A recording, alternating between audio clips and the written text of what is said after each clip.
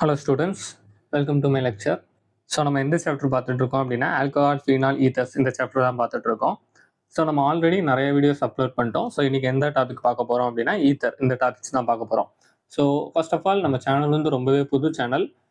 நீங்கள் நீட் இல்லை ஜெய் அந்த மாதிரி எக்ஸாமுக்கு ப்ரிப்பேர் பண்ணுறீங்க அப்படின்னா நம்ம பிளேலிஸ்ட்டை போய் செக் பண்ணுங்கள். நம்ம எல்லா சாப்டரோட லைன் பை லைன் எக்ஸ்ப்ளனேஷன்ஸ் வந்து அப்லோட் பண்ணுவோம். ஓகேவா?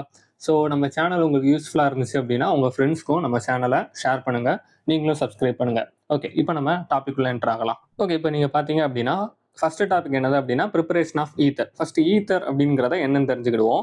ஸோ ஒவ்வொரு ஃபங்க்ஷனல் குரூப் இருக்குது. இப்போ ஆசிடுன்னு ஒரு ஃபங்க்ஷனல் குரூப் இருக்குது, ஆல்கஹால்னு ஒன்று இருக்குது. அதே மாதிரி ஈத்தரும் எடுத்துக்கிட்டிங்க அப்படின்னா ஒரு ஃபங்க்ஷனல் குரூப். அப்போ அதை காமனாக எப்படி சொல்லலாம் அப்படின்னா ஆக்சிஜன் சென்ட்ரல் இருக்கும், இந்த சைடு ஒரு ஆர் குரூப் இருக்கும், இல்லை இந்த சைடு ஒரு ஆர் குரூப் இருக்கும். இதை தான் நம்ம என்னன்னு சொல்லுவோம் அப்படின்னா ஈத்தர். இப்போ இந்த ஆர் என்னது அப்படின்னா ஒரு ஆல்கைல் சீனாக இருக்கலாம். இப்போ சிம்பிளாக சொல்லணும் அப்படின்னா இந்த மாதிரி எடுக்கலாம். இதை தான் நான் என்னன்னு சொல்லுவேன் அப்படின்னா ஈத்தர் அப்படின்னு சொல்லுவேன். ஸோ அப்போ நல்லா கவனிச்சிங்க அப்படின்னா ஒரு கார்பன், அந்த கார்பனில் ஒரு ஆக்சிஜன் அட்டாச் ஆயிருக்கு, மறுபடியும் ஒரு கார்பன் செயின் கண்டினியூ ஆயிருக்கு. ஸோ இப்படி தான் ஈத்தரோட ஃபார்ம் இருக்கும். ஓகே, ஸோ இதை தான் நம்ம என்னன்னு சொல்லுவோம் அப்படின்னா ஈத்தர் அப்படின்னு சொல்லுவோம். இப்போ நம்ம என்ன பண்ண போகிறோம் அப்படின்னா இதை எப்படி ப்ரிப்பேர் பண்ணுவோம் அப்படிங்கிறத தான் படிக்க போகிறோம். ஓகே, ஸோ ஃபர்ஸ்ட் லைனை பாருங்க. Alcohol undergo dehydration in the presence of protic acid. இப்போ இங்க ஒரு வேர்டு கொடுத்துருக்காங்க பாருங்க, புரோட்டிக் ஆசிட்னு ஒரு வேர்டு கொடுத்துருக்காங்க. அப்போ புரோட்டிக் ஆசிட் அப்படின்னா என்னங்கிறத ஃபர்ஸ்ட் படிப்போம்.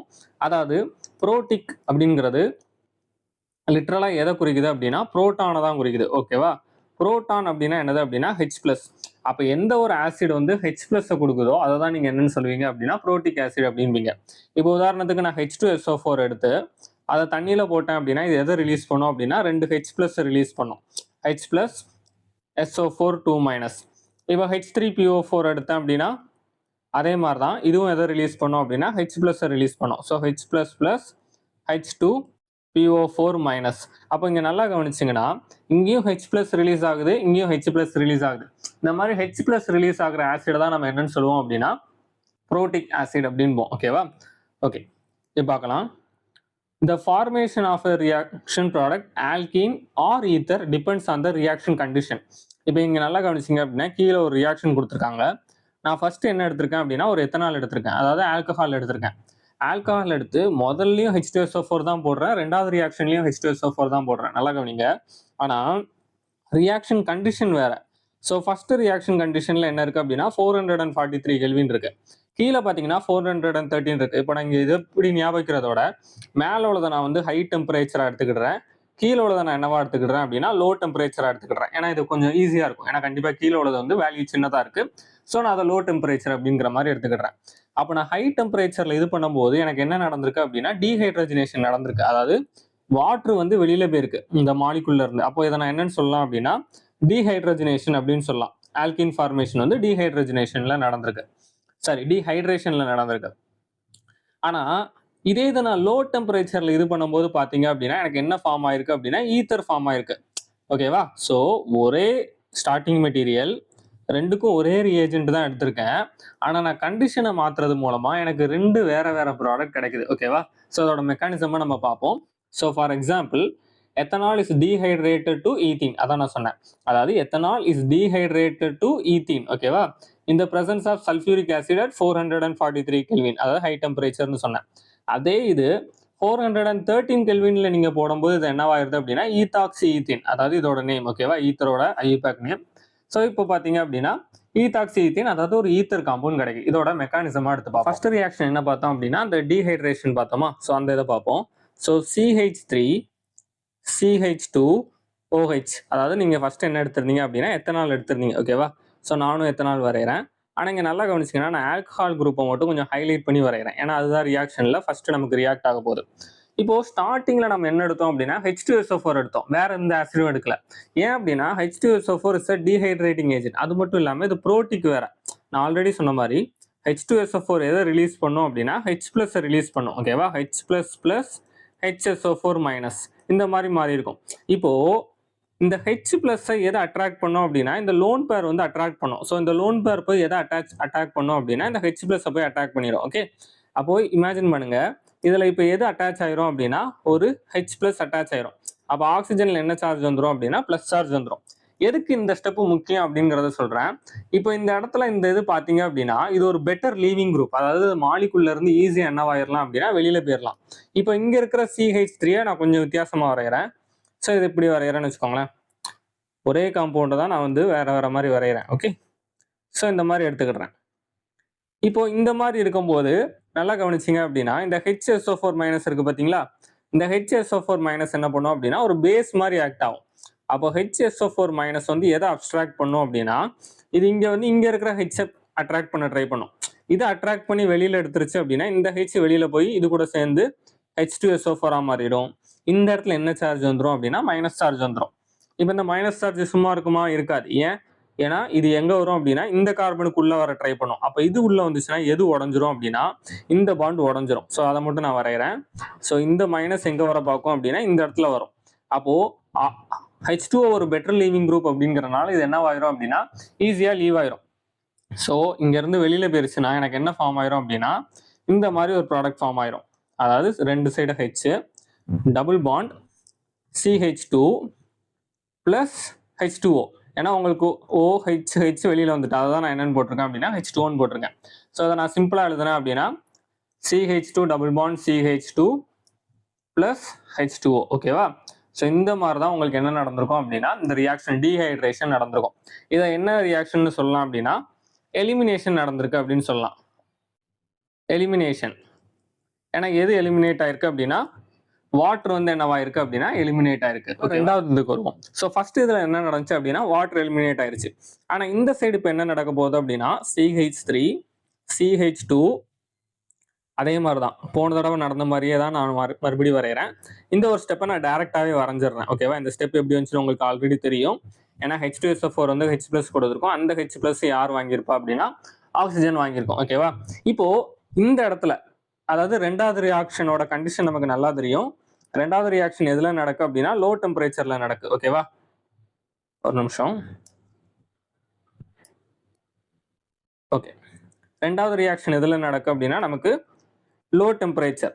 அதாவது ஃபர்ஸ்ட் ரியாக்ஷனை கம்பேர் பண்ணும்போது இதோட டெம்பரேச்சர் வந்து கம்மி. அப்ப இந்த இடத்துல எது நடக்காது அப்படின்னா எலிமினேஷன் ரியாக்ஷன் நடக்காது. எலிமினேஷன் ரியாக்ஷன் நடக்கிறதுக்கு பதில் என்ன நடக்கும் அப்படின்னா ஈத்தர் ஃபார்மேஷன் நடக்கும். அப்ப ஈத்தர் ஃபார்மேஷன் எப்படி நடக்கு அப்படின்னா இப்போ இங்க இருக்கிற CH3OH எலிமினேட் ஆகிறதுக்கு முன்னாடி என்ன ஆயிரும் அப்படின்னா வேற ஒரு ஆல்கஹால் மாலிகுல். ஓகேவா?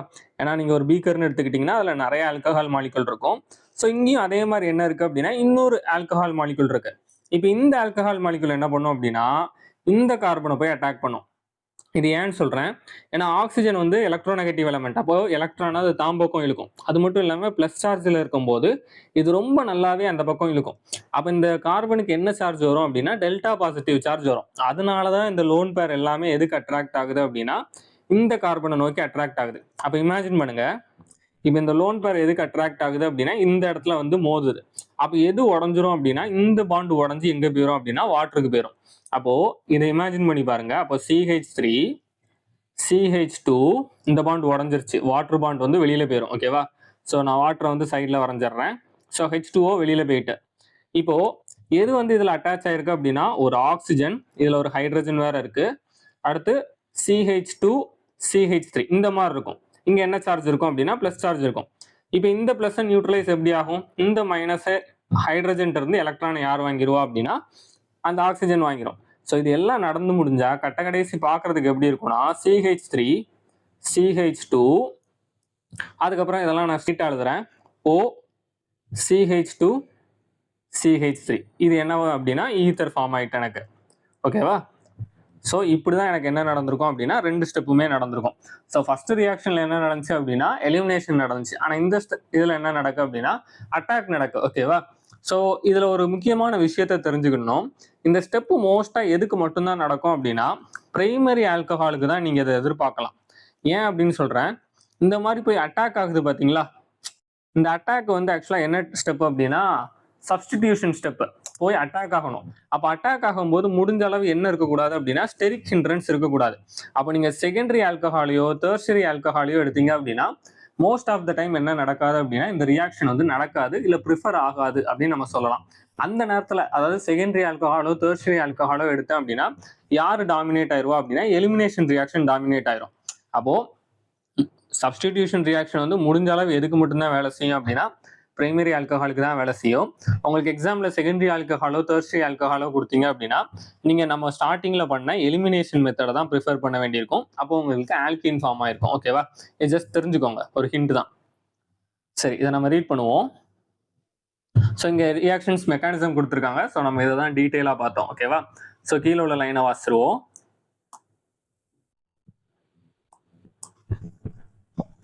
ஓகே,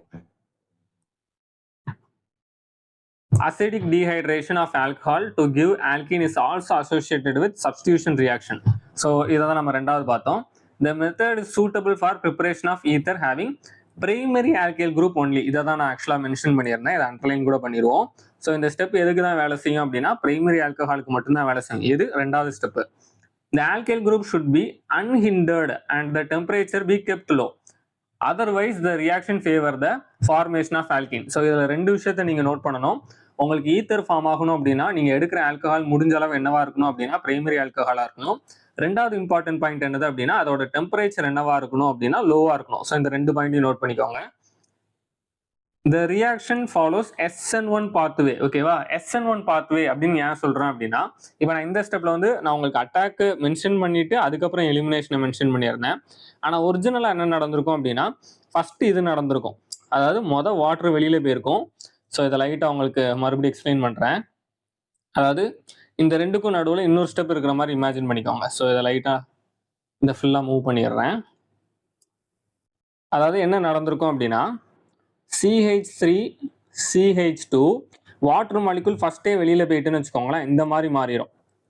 H இந்த இடத்துல என்ன ஜென்ரேட் ஆயிருக்கும் அப்படின்னா ப்ளஸ் ஜென்ரேட் ஆயிருக்கும். அப்போ இந்த இடத்துல யார் வந்து ஈஸியாக அட்டாக் ஆகிடலாம் அப்படின்னா ஸோ CH2OH. ஓகே, இப்போ உங்களுக்கு ரொம்ப ஈஸியாக இருக்கும். இப்போ இந்த இது லோன் பேர் எதை வந்து ஈஸியாக அட்டாக் ஆயிரும் அப்படின்னா இந்த இடத்த அட்டாக் ஆயிரும். அப்போ மறுபடியும் உங்களுக்கு எந்த ஸ்டெப் தான் வந்திருக்கும்னா இந்த ஸ்டெப் தான் வந்திருக்கும். ஓகே, ஸோ இப்போ நான் ஆக்சுவலாக முதல்ல வரைஞ்சது வந்து SN2 ஸ்டெப். ஓகேவா, ஸோ அது வரைஞ்சிருக்க கூடாது. இதுதான் ஆக்சுவலாக எக்ஸாக்டான ஸ்டெப். ஏன்னா நான் வரைஞ்சது வந்து ஃபர்ஸ்ட் அட்டாக் நடந்ததுக்கு அப்புறம் எலிமினேஷன் நடந்துச்சு. அப்படி நடந்தால் அது பேர் வந்து SN2. ஆனால் உங்கள் புக்கில் என்ன கொடுத்துருக்காங்க அப்படின்னா இது SN1 தான் கொடுத்துருக்காங்க. அப்படின்னா ஃபர்ஸ்ட் என்ன நடக்கும் அப்படின்னா எலிமினேஷன் நடக்கும். அதுக்கப்புறம் தான் என்ன நடக்கும் அப்படின்னா அட்டாக் நடக்கும். ஸோ ஞாபகம் வச்சுக்கோங்க, இன் SN1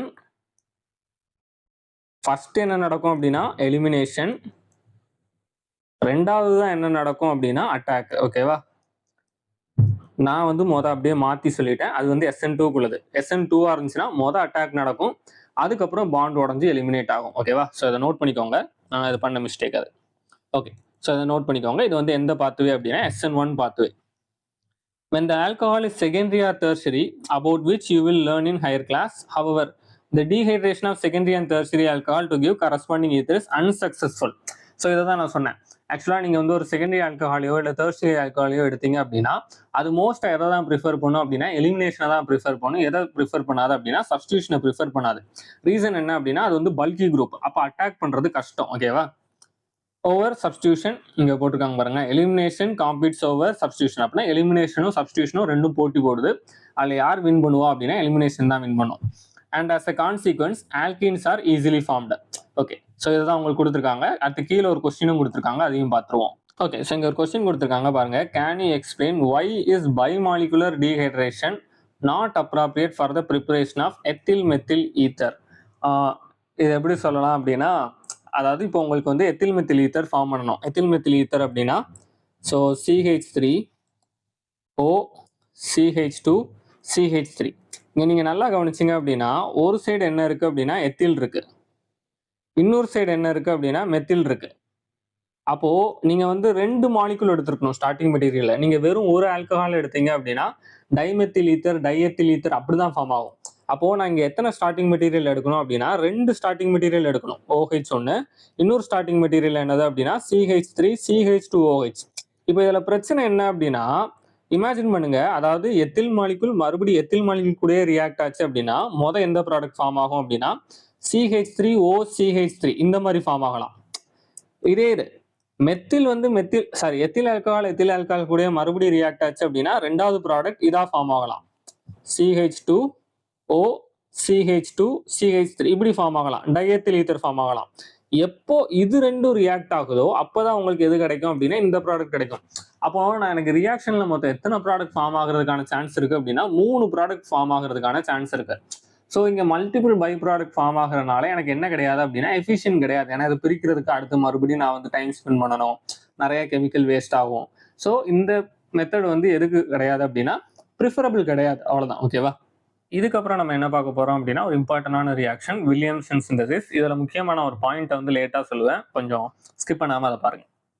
It is an important laboratory method for the preparation of symmetrical and unsymmetrical ether. Unsymmetrical etherனா நம்ம இப்ப பார்த்தோம் பாத்தீங்களா, அதாவது ஓக்கு இந்த சைடு ஒரு குரூப் இருக்கும், இந்த சைடு வந்து இன்னொரு குரூப் இருக்கும். ஓகேவா? இதை தான் நம்ம என்னன்னு சொல்லுவோம் அப்படின்னா அன்சிமெட்ரிக்கல். இப்ப ரெண்டு சைடும் ஒரே குரூப் இருந்துச்சுன்னா அது பேர் என்னது அப்படின்னா symmetrical. Okay, in this method an alkyl halide is allowed to react with sodium alkoxide. இதான் alkyl halide, நல்லா ஞாபகம் வச்சுக்கோங்க.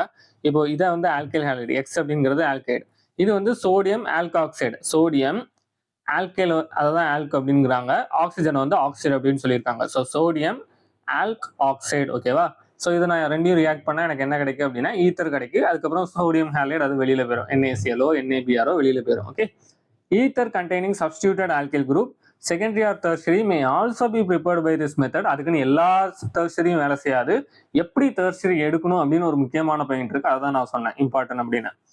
The reaction involved SN2 attack. So Williamson ரியாக்ஷன்ல உங்களுக்கு என்ன நடக்கு அப்படின்னா SN2 நடக்கு. ஆனா மேல நம்ம என்ன ரியாக்ஷன் பார்த்தோம் அப்படின்னா SN1 பார்த்தோம்.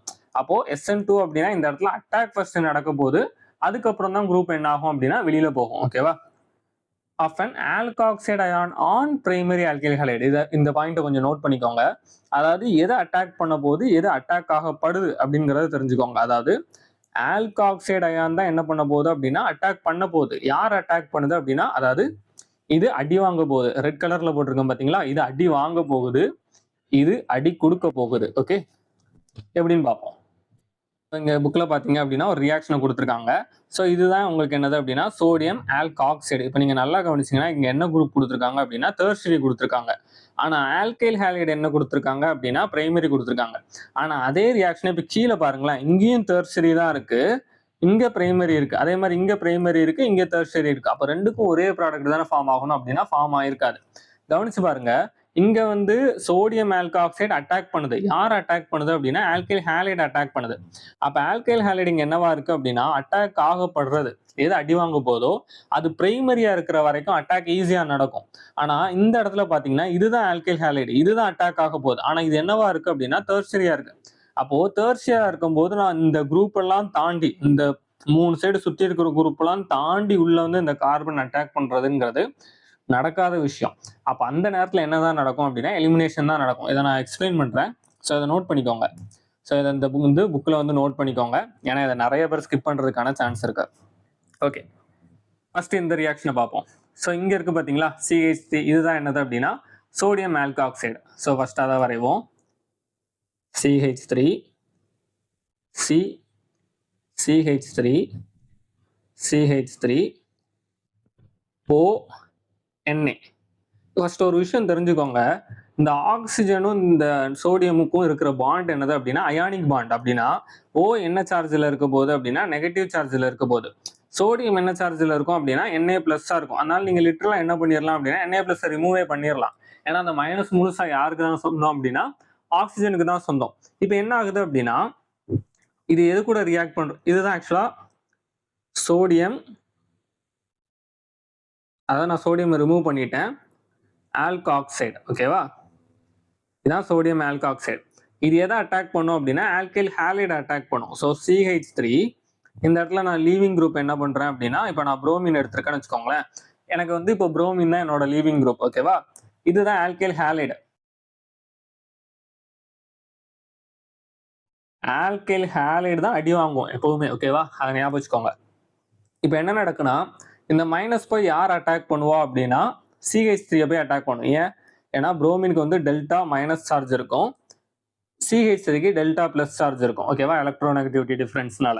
அப்போ மைனஸ் வந்து எதை நோக்கி போகும் அப்படின்னா பிளஸ் நோக்கி போய் அட்டாக் பண்ணுது. அப்போ ஃபர்ஸ்ட் எந்த ஸ்டெப் நடந்திருக்கு அப்படின்னா அட்டாக்கிங் ஸ்டெப் தான் ஃபர்ஸ்ட் நடக்கு. அட்டாக் தான் நடக்கு. அதுக்கப்புறம் தான் எது லீவ் ஆகும் அப்படின்னா இந்த புரோமின் லீவ் ஆகும். அப்போ பாண்ட் பிரேக்கிங் வந்து ரெண்டாவது நடக்கு. அப்போ ரெண்டாவது வந்து பாண்ட் பிரேக் ஆகுது. நான் ஆல்ரெடி சொன்ன மாதிரி அட்டாக்கும் ரெண்டாவது பாண்ட் பிரேக்கும் நடந்துச்சுன்னா இந்த ரியாக்ஷன் என்ன டைப் ஆஃப் ரியாக்ஷன் அப்படின்னா SN2 ரியாக்ஷன். ஸோ இது ரெண்டும் நடந்துருச்சு அப்படின்னா இப்போ எனக்கு வர்ற ப்ராடக்ட் எப்படி இருக்குன்னா CH3 ஆக்சிஜன். இந்த இடத்துல என்ன அட்டாச் ஆயிரும் அப்படின்னா CH3 அட்டாச் ஆயிரும். யார் வெளியில போயிருவா அப்படின்னா Br மைனஸ் வெளியில போயிடும். ஆல்ரெடி சொல்யூஷன்ல என்ன இருக்குன்னா சோடியம் இருக்கு. அப்போ சோடியமும் புரோமினும் சேர்ந்து என்ன ஃபார்ம் ஆயிரும் அப்படின்னா சோடியம் புரோமைட் ஃபார்ம் ஆயிரும். ஸோ இதுதான் இந்த ரியாக்ஷன். ரொம்ப சிம்பிளா இருக்குல்ல. நம்ம ரெண்டாவது ரியாக்ஷன் வரைக்கும் இப்போ நல்லா கவனிச்சிங்கன்னா நான் இந்த ரெண்டாவது ரியாக்ஷனுக்கு அதாவது மேல உள்ளத மோஸ்ட் அழிச்சிருவேன். இந்த இடத்துல அழிக்கல. ஏன் அப்படின்னு சொல்றேன். இப்போ இங்க என்ன எடுக்கிறாங்க அப்படின்னா அதே மாதிரி தான் டெர்ஷரி எடுக்க போறாங்க. ஆனா இதுல ஒரு சின்ன ட்விஸ்ட் என்ன அப்படின்னா இந்த இடத்துல டெர்ஷரி என்ன எடுக்கிறாங்க அப்படின்னா ஹாலைடு எடுக்கிறாங்க. ஆனா மேல நான் என்ன எடுத்தேன் அப்படின்னா பிரைமரி ஹாலைடு எடுத்தேன். ரெண்டுக்கு வித்தியாசம் தெரியும்னு நினைக்கிறேன். இங்க வந்து பிரைமரி ஹாலைடு எடுத்திருக்கேன், இங்க வந்து டெர்ஷரி ஹாலைடு எடுத்திருக்கேன். இப்போ இவங்க பிரைமரி என்ன எடுக்கிறாங்க அப்படின்னா சோடியம் ஆல்காக்சைடு எடுக்கிறாங்க. நான் எண்ணெயை ரிமூவ் பண்ணிட்டேன், எண்ணெயை நான் ஆட் பண்ணல. இப்போ நல்லா கவனிச்சு பாருங்க, இந்த 3 குரூப்பை தாண்டி போய் இது வந்து இந்த சென்ட்ரல் உள்ள கார்பன் அட்டாக் பண்ணி இந்த புரோமினை வெளியில அனுப்புறதுங்கிறது நடக்காத காரியம். அப்ப என்ன நடக்கும் அப்படின்னா இது எந்த மெத்தடை ஃபாலோ பண்ணும் அப்படின்னா எலிமினேஷன் மெத்தடை ஃபாலோ பண்ணிடும். அப்ப என்ன பண்ணும் அப்படின்னா இந்த O- வந்து எதை போய் அட்டாக் பண்ணும் அப்படின்னா ஃபர்ஸ்ட் ஹைட்ரஜனை போய் அட்டாக் பண்ணும். நல்லா ஞாபகம் வச்சுக்கோங்க, ஆல்காக்சைடு வந்து வெறும் நியூக்ளியோஃபைல் மட்டும் கிடையாது. இது இப்போ இந்த இடத்துல என்ன ஆக்ட் ஆகுது அப்படின்னா பேஸ் ஆக்ட் ஆகுது. அப்படி பேஸ் ஆக்ட் ஆச்சுன்னா இப்போ இது என்னவா மாறிடும்னா CH3OH மாறிடும். இந்த குரூப் இருக்கு பாத்தீங்களா, அந்த குரூப் எப்படி மாறிடும் அப்படின்னா CH2- இந்த மாதிரி மாறிடும் வச்சுக்கோங்க. நீங்க எந்த CH3 வேணாலும் சூஸ் பண்ணிருக்கலாம். ஓகேவா, இந்த மாதிரி மாறிடும். இப்போ இந்த இடத்துல புரோமின் இருக்கு. நமக்கு புரோமின் வந்து ஒரு நல்ல லீவிங் குரூப்.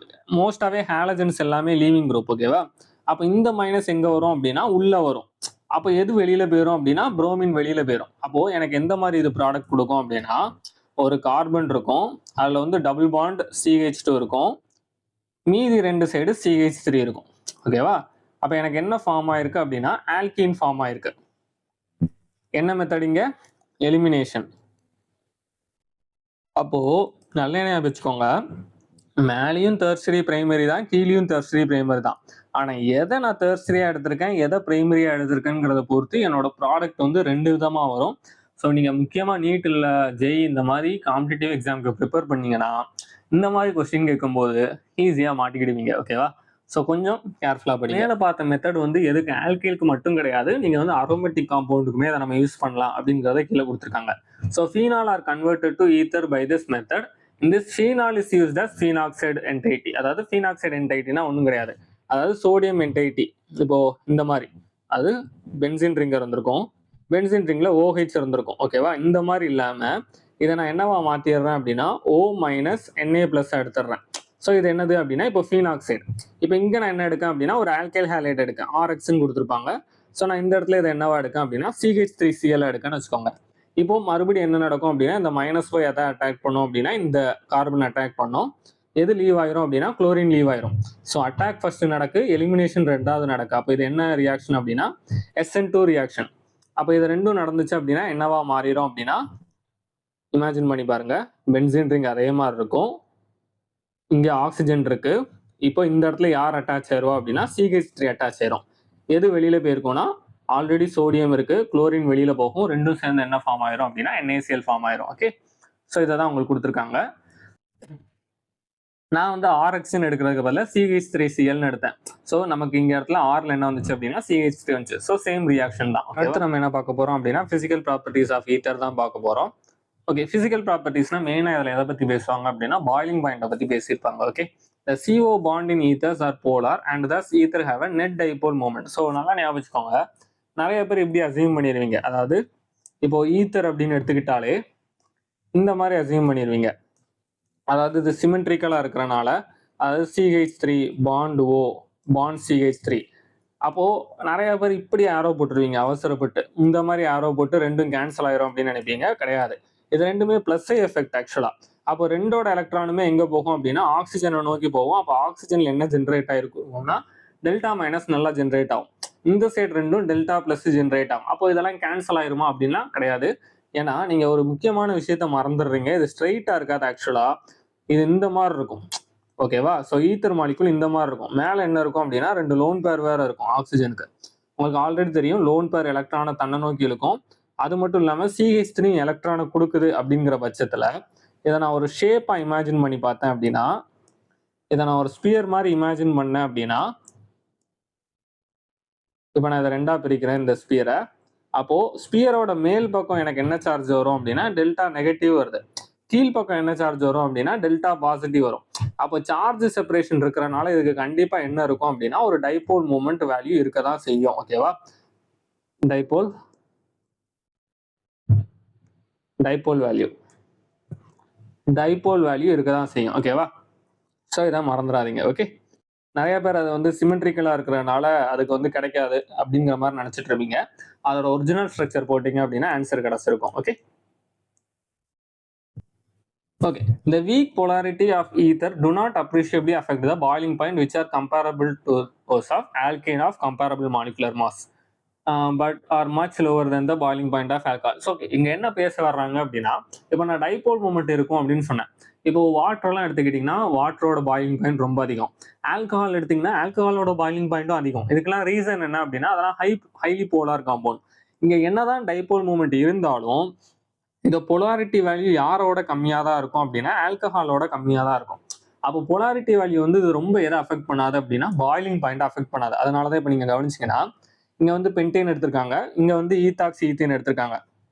ரெண்டோட மாலிகுலர் மாசுமே ஆல்மோஸ்ட் சேம் அப்படின்னு வச்சுக்கோங்களேன். இப்போ பென்டேனுக்கு இருக்கிற அதே ஆல்மோஸ்ட் பாயிலிங் பாயிண்ட் தான் யாருக்கும் இருக்கு அப்படின்னா ஈத்தருக்கும் இருக்கு. அப்போ இவங்க என்ன சொல்ல வர்றாங்க அப்படின்னா நம்ம பொலாரிட்டி வந்து ரொம்ப ஒன்றும் பெருசா அஃபெக்ட் பண்ணல அப்படின்னு சொல்ல வர்றாங்க. ஆனா இது ஆல்கஹால் எடுத்தீங்கன்னா ஆல்கஹாலோட பாயிலிங் பாயிண்ட் ரொம்பவே அதிகமா இருக்கு. ஆல்மோஸ்ட் 80 டிகிரிக்கு மேல என்னவா இருக்கு அப்படின்னா அதிகமா இருக்கு. ஓகே, அப்போ இதுதான் அவங்க சொல்றாங்க. அதாவது ஆல்மோஸ்ட் இதோட பாயிலிங் பாயிண்ட் எதுக்கு கம்பேரபிளா இருக்கும், ஈத்தரோட பாயிலிங் பாயிண்ட் எது கம்பேரபிளா இருக்கும்னா ஆல்கேனுக்கு கம்பேரபிளா இருக்கும். ஆனா எதோட கம்மியா இருக்கும் அப்படின்னா நம்ம ஆல்கஹாலோட கம்மியா இருக்கும் அப்படின்னு சொல்ல வர்றாங்க. ஓகே, இதுல கீழே இன்னொரு முக்கியமான பாயிண்ட்டும் இருக்கும். அதாவது மிசபிலிட்டியை பத்தி பேசுவாங்க. அதாவது கரையிற தன்மை, தண்ணியில கரையிற தன்மையை பத்தி பேசுவாங்க. The large difference in boiling point of alcohol in ether is due to the presence of hydrogen bonding. உங்களுக்கு ஆல்ரெடி தெரியும் ஹைட்ரஜன் வந்து ஆல்கஹால் வந்து நல்ல இன்டர்மாலிகுலர் ஹைட்ரஜன் பாண்டிங் ஃபார்ம் பண்ணும்.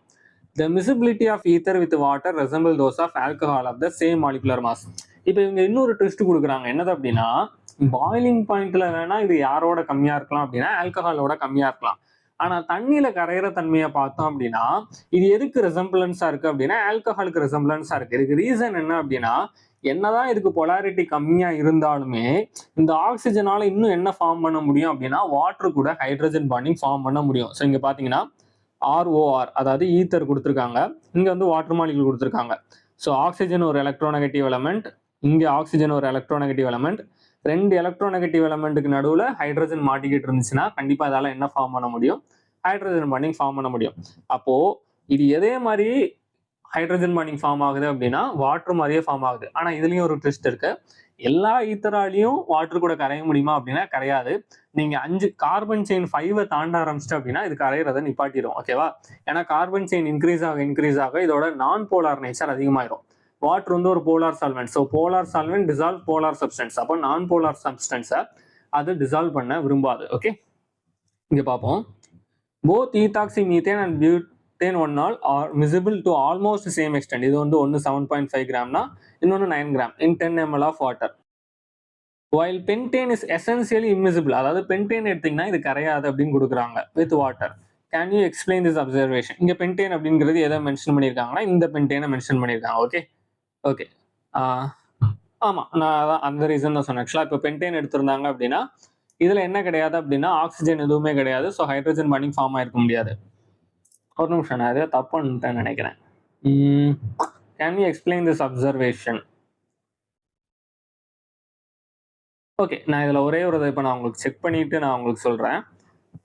அதாவது நான் ஸ்டார்டிங்கில் சொன்ன பாயிண்ட்ல எங்கே தப்பு விட்டுருக்கேன் அப்படின்னா அதாவது இப்போ இந்த மாதிரி எடுத்தீங்க அப்படின்னா அதாவது C5 carbon chain HX oxygen C5H6 இந்த மாதிரி எடுத்தா நான் கரையாது அப்படின்னு ஃபர்ஸ்ட் பாயிண்ட்ல சொல்லியிருந்தேன். உங்க புக்ல என்ன கொடுத்துருக்காங்கன்னா பென்டேனை தான் கொடுத்துருக்காங்க. ஸோ C5H6 இந்த மாதிரி தான் கொடுத்துருக்காங்க, வெறும் பென்டேனை தான் கொடுத்துருக்காங்க. ஸோ இதை வந்து நான் இப்போ நெட்ல செக் பண்ணிட்டு சொல்றேன். ஓகே, ரீசன் கரெக்ட் தான். இங்க பாத்தீங்க அப்படின்னா ஒரு வேர்டு கொடுத்துருக்காங்க. Dipentyl ether is not soluble in water. Ethyl with larger alkyl group like dipentyl ether have limited solubility. Okay, so நான் சொன்ன பாயிண்ட் இதுதான். ஆக்சுவலாக உங்கள் புக்கில் வந்து நார்மல் பென்டேனை பற்றி பேசியிருக்காங்க. இதை ஜஸ்ட் தெரிஞ்சு வச்சுக்கோங்க, ஓகேவா? என்னதான் டைபோல் மூமெண்ட் இருந்து கொஞ்சோட அந்த பொலாரிட்டி ஹைட்ரஜன் பாண்டிங் இருந்தாலுமே சைடில் உள்ள செயின் பெருசாக பெருசாக இந்த செயின் எதை தடுக்கும் அப்படின்னா வெளியில இருந்து வாட்டர் மாலிகுல் அந்த ஆக்சிஜன் பக்கத்தில் வரதை தடுத்துரும். அப்போ ஹைட்ரஜன் பாண்டிங் ஃபார்ம் ஆகிறத இதை என்ன பண்ணிட்டே இருக்குன்னா லோவர் பண்ணிக்கிட்டே இருக்கு. அப்போ எவ்வளோக்குள்ள ஹைட்ரஜன் பாண்டிங் ஃபார்ம் ஆகுறது லோவர் ஆகுதோ அவ்வளோக்குள்ள என்ன காணாமல் போயிடும் அப்படின்னா அதோட சால்யூபிலிட்டியும் குறைஞ்சு போயிடும், ஓகேவா? ஓகே, ஸோ இவ்வளோதான் இன்னைக்கு நம்ம பார்க்குறது. ஸோ நான் ஆல்ரெடி உங்கள்கிட்ட இவ்வளோ தரம் நீங்கள் வீடியோ ஸ்கிப் பண்ணாமல் இவ்வளோ நேரம் படிச்சிருந்தீங்க அப்படின்னா கங்க்ராச்சுலேஷன். நான் ஆல்ரெடி சொன்ன மாதிரி நம்ம சேனல் ரொம்பவே புதுசு. ஸோ இந்த வீடியோ உங்களுக்கு யூஸ்ஃபுல்லாக இருந்துச்சு அப்படின்னா உங்கள் ஃப்ரெண்ட்ஸ்க்கும் ஷேர் பண்ணுங்கள், நீங்களும் சப்ஸ்கிரைப் பண்ணுங்கள். Have a nice day, bye.